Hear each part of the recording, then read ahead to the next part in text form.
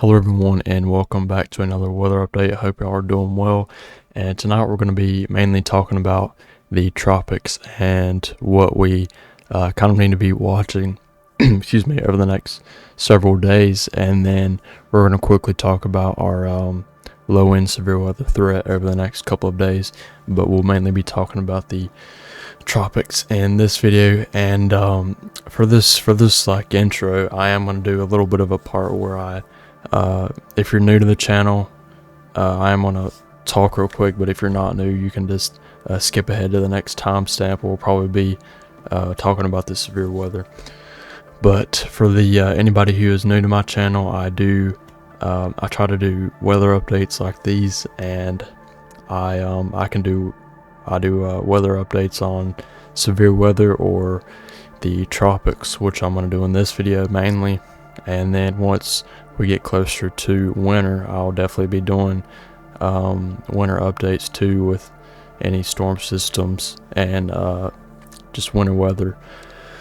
But I don't have a dedicated upload schedule, but I am going to try to get back to a more not a daily upload schedule, but a more frequent schedule that I've been doing, because I've just been kind of busy with school mainly too. That's the biggest thing. But on the weekends I do have a lot more time to upload, so I'm gonna try that at least every weekend. But I am gonna try doing videos during the week, and that'd be really nice if I could.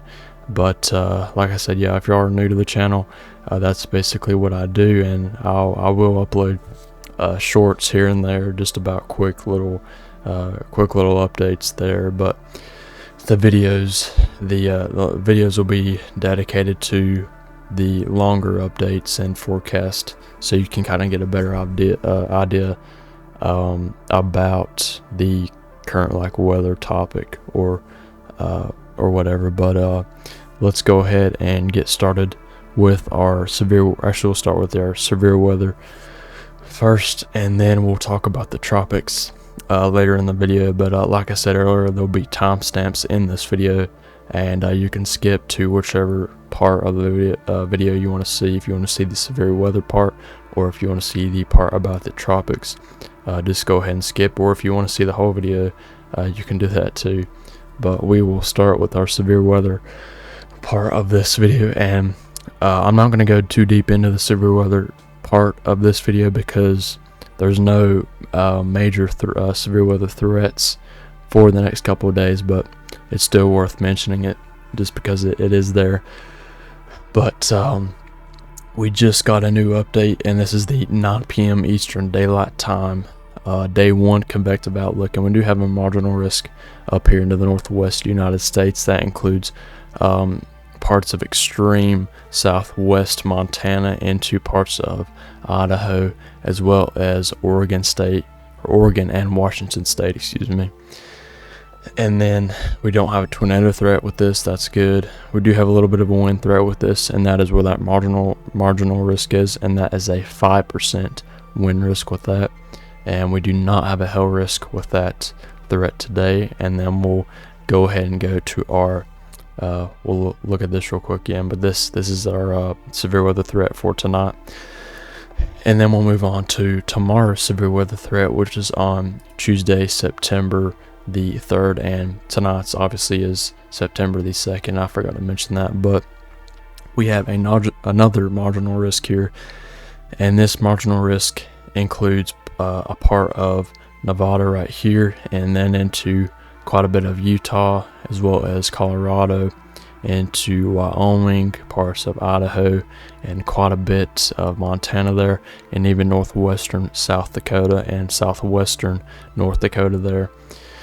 There is not a tornado risk with this, thankfully. There is a wind risk with this, and that is in the same exact area as that marginal risk is, and that is basically from parts of central or south central Utah all the way north to the Montana and Canada-Montana border, excuse me. And then looking at our hail risk, we do have a little bit of a hail risk here, and that is a 5% hail risk with that. And that is from parts of northwestern Wyoming there, and parts of eastern Idaho, and basically up along parts of the Montana-Idaho border there, and then into Montana. And that is a 5% hail risk with that. So looking at our day 3 outlook, which is on Wednesday, September the 4th, we do have a large marginal risk here into parts of the north central United States, and this is a very large marginal risk, so I do expect this to get upgraded to at least maybe a slight risk, a level 2 out of 5 in the next few days, maybe tomorrow, but it may not be until Wednesday that this gets upgraded. But it's a very large risk right now, so that's why I do think it'll be kind of be upgraded soon, or tomorrow, excuse me, or Wednesday, because they've left room to add another risk that is higher than a marginal risk in there. But that's it for the convective outlooks, and then we'll look at the day 4 through 8, and we have a potential too low all the way until day 7, and that is a predictability too low. And then the same with day 8, and that is a predictability too low. And that means the predictability for severe weather at this time is low, so they have not issued a 15% risk or a 30% risk in any of the day 7 or day 8 outlooks right now. But day 4 through 6, a potential is too low for severe weather at this time. And then we'll quickly look, starting off with the 18Z GFS here, and we'll look at the 500 millibar winds to see our trough. You can see it right here. And we'll look at the severe weather maker over the next couple of days. And so we have we'll go to right now, and then here's our trough, and it's basically situated over the northwest United States. And this will be the maker for the severe weather over the next couple of days. And then we'll go to about midday tomorrow on Tuesday, and as you can see here, here's our trough right there. And then the trough continues to move kind of basically just eastward, and as you can see, there's on Wednesday there's a little bit of a trough there. It's not a very strong trough, but the trough way up here, the larger trough way up here into Canada, kind of starts to dig down, and that just kind of fizzles out. But it really isn't a very deep trough, but it's kind of like a shortwave trough in a way, but it's still a little stronger than that. But you have your parent trough up here into Canada, and this is on Thursday. But we do have this main kind of a main trough here, and that will dig down farther to the south, and there might be a little bit of a severe weather threat with this, but it is not going to be I don't think it'll be a high-end severe weather threat with this. But again, we'll have to watch it, but this will bring a cool down to much of the mid-Atlantic, northeast, and midwest, and maybe into parts of the may even reach farther south into parts of the southern United States. But we'll have to keep watching this and see how it plays out, especially if we look at it through this week. So that'll be the main thing to watch severe weather wise over the next week. Now looking at the National Hurricane Center and looking at the 7-day tropical weather outlook here. And so we'll look at the 2-day first, and we have our disturbance 1 has a 0% chance of developing within the next 2 days. And we have a area here off of the coast of Africa, and that is disturbance 2, and that has a 10% chance of developing in the next 2 days. But we'll first start off by talking about this, and this is going to be the main disturbance, the disturbance 1 we'll be talking about. But quickly looking at disturbance 2 here, it does have a 40% chance of developing within the next 7 days. And really this won't affect anybody, because it looks like it'll probably, if it does develop into anything, it'll just go out into the Atlantic. But the main thing we'll be talking about in this video is our disturbance 1, and that has also has a 40% chance of developing in the next 7 days. And this is from the 8 p.m. update, actually, EDT on Monday, September the 2nd. And yeah, but this will be our main topic for like based on the tropics. But we'll look at the other models in just a second. But this actually they've kind of bumped down the chances of it developing into anything within the next 2 days. So it's down to 0% now, because that was, I think, I believe, a 10% yesterday. So the slower it can get organized and develop, the farther, really the farther west it'll go before it kind of starts moving kind of northwest or northward. But again, that'll be the main topic for looking at the models and stuff, but we'll look at them in just a second. So first, looking at the 18Z operational GFS here, and we're not going to be looking right here into the Caribbean for right now, but we'll focus on this little area right here, and this is our area that has a 40% chance of developing within the next 7 days. So that area, that's not the one we're looking at, but it's this one right here. And so this may develop into a system, but it won't really have a very favorable environment, and it'll kind of continue to move north. As you can see on the operational GFS, it does get down to a 999 low pressure there, but like I said, it kind of just dwindles out and goes on out to sea. But that's really it for that system, and then we'll kind of we'll turn towards the system into the Caribbean and the Lesser and Greater Antilles for right now. So we'll look at the Western Atlantic, and so our system is right about here, and so we'll have to keep watching this, because the 18Z GFS does have it getting kind of near the Yucatan Peninsula, and then it gets it strengthening into a tropical storm, and then into a hurricane, probably like a Category 1 hurricane, and then it goes into the Yucatan Peninsula there as a kind of like a high-end tropical storm or a Category 1 hurricane, and then it gets it all the way kind of into the Gulf of Mexico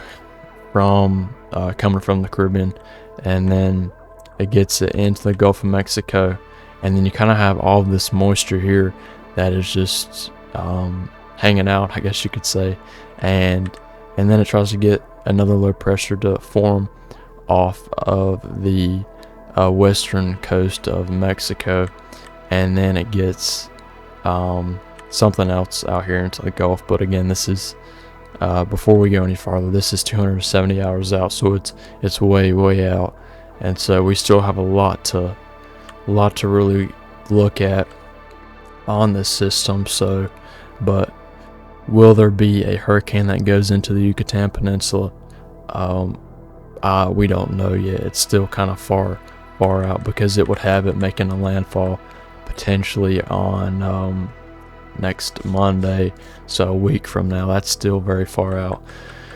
But the main thing to watch here is how quickly this can get organized in the Caribbean. So we'll look at our 200 millibar winds here, and so it does not encounter much shear really into this area. I mean, if we look at right now, the system's right here, and so it has little to no shear, and so you do have this clockwise kind of movement here, and then you obviously have counterclockwise rotation since you're in the northern hemisphere. And so this clockwise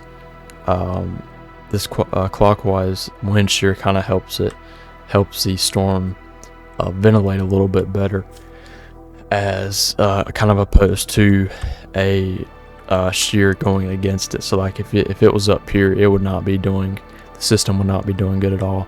And so as you can see, that clockwise movement here, it's kind of hard to tell, but these arrows showing streamlines, showing kind of the wind direction here is a more favorable kind of pattern for this storm. And so you don't, like I said, it's not encountering much wind shear right now, but it does not look like it'll encounter much even when it gets into the Caribbean with these warm waters. And so it gets it off the Yucatan Peninsula there, and then goes into the Yucatan, and then goes off, and then after that it's kind of in no man's land. We really don't know yet, but we'll look at what else can we look at real quick. We'll look at our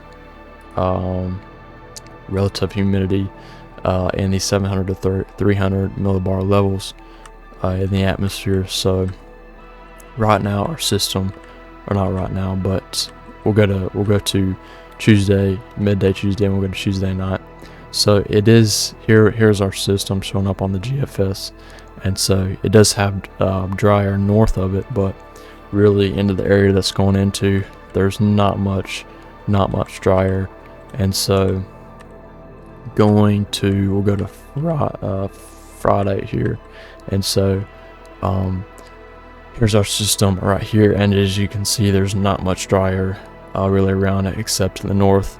So it would kind of be in a more favorable environment. But when it does start to head kind of a northwest, or kind of a northwest here, it does have some dry air, and that could get into the circulation. But again, there's not much dry air with it. And then behind it to the east and southeast, there's plenty of moisture with it. But the only dry air would really be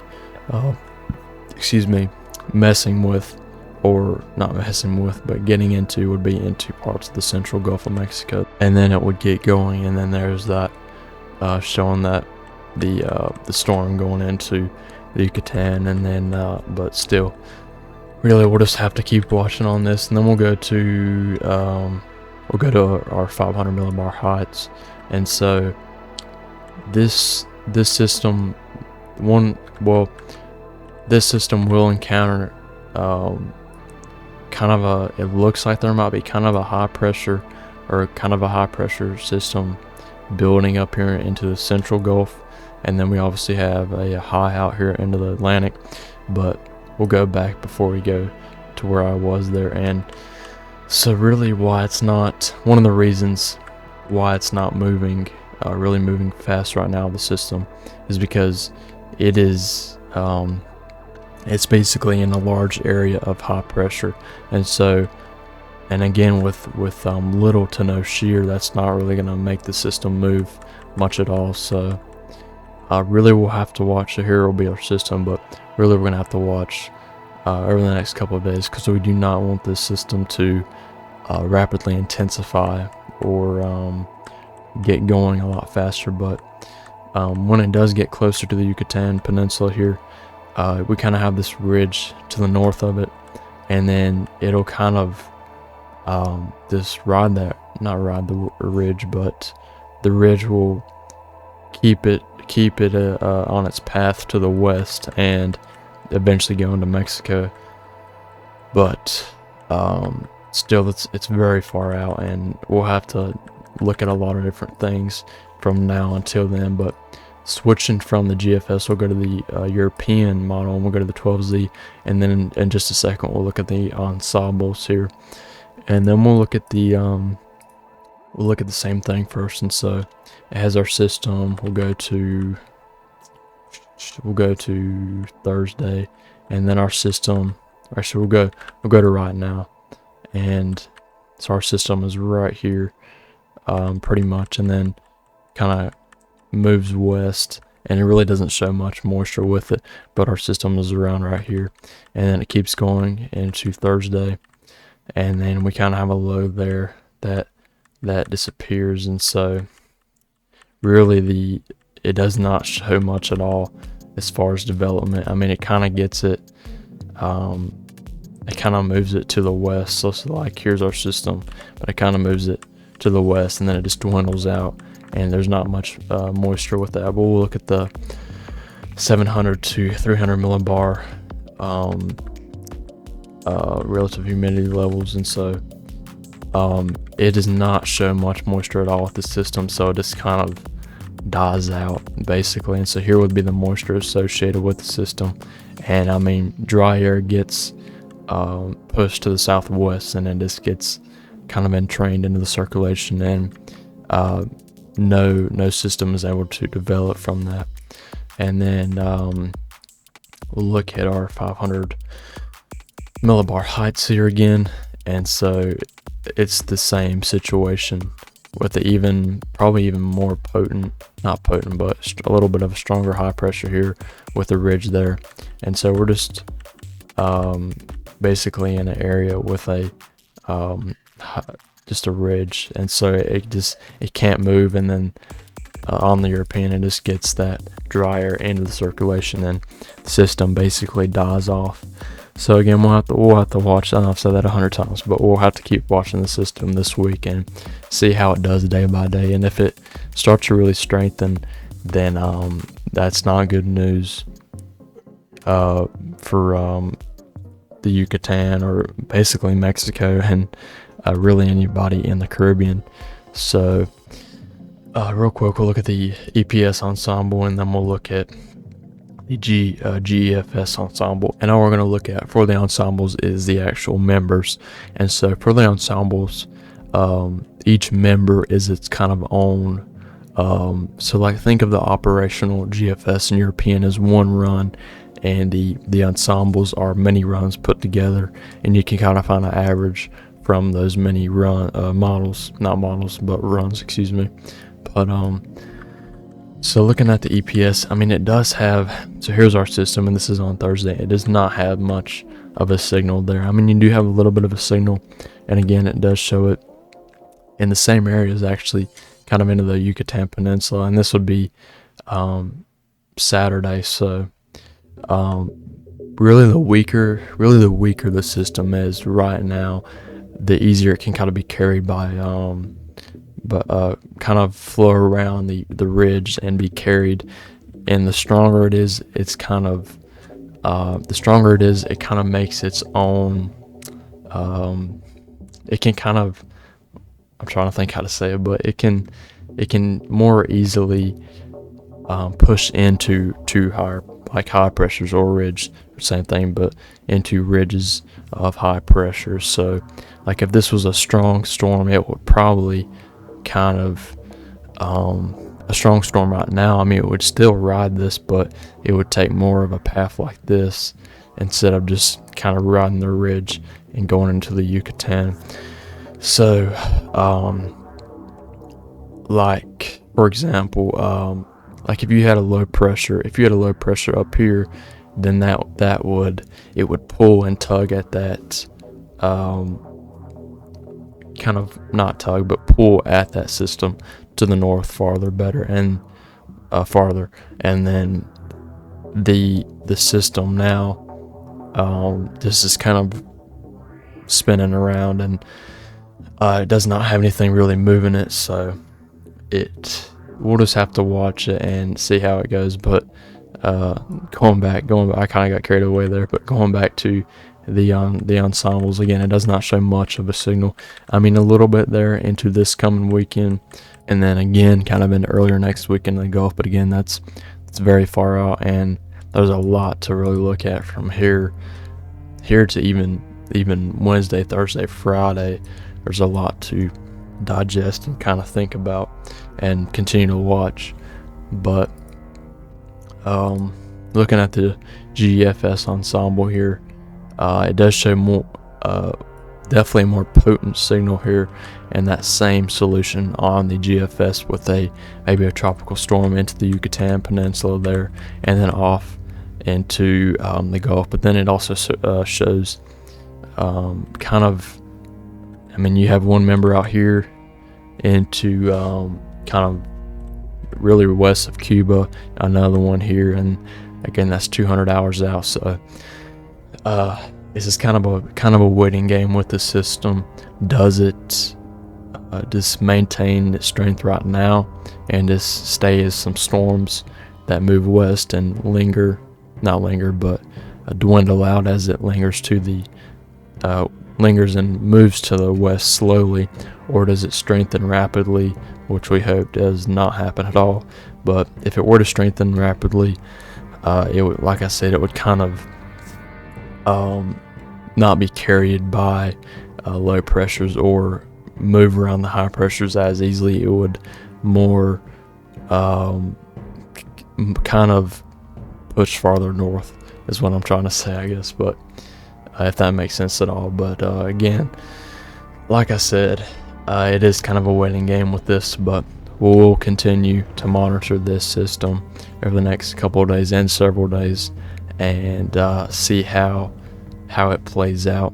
And really if this system has weakened or kind of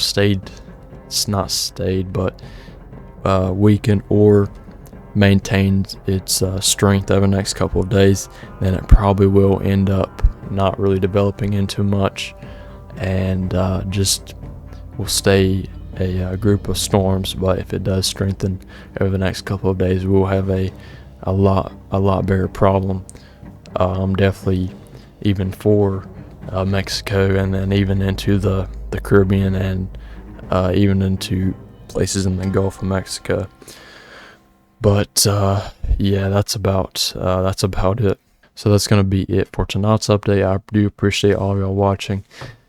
I know kind of towards the end there, it was a little messy with what I was trying to say, but again, I am learning more and more about weather, and I did forget to mention this in the intro, but like I've said before, anybody that's new to my channel, I'm not perfect at these forecasts and stuff, but I do think I've personally gotten better since I started in like January, I think it was when I started.